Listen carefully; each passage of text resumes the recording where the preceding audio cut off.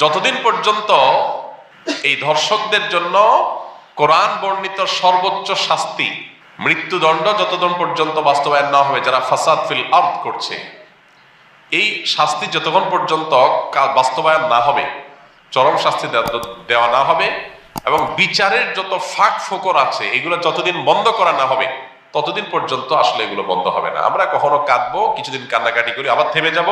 এই দেশে শত সহস্র ঘটনা এরকম ঘটে একের পর এক, কিন্তু ধর্ষকদেরকে দাফন করার সৌভাগ্য বা সুযোগ আমাদের হয় নাই। কেন ব্যভিচারের শাস্তি আল্লাহ তাআলা বলেছেন ওয়ালিয়াশহাদ আযাবাহুমা তাইফাতুম মিনাল মুমিনিন, ব্যভিচারের শাস্তি যে কার্যকর হবে এটা যেন প্রত্যক্ষভাবে হয়, মানুষের উপস্থিতিতে যেন হয়। কেন বলেছে?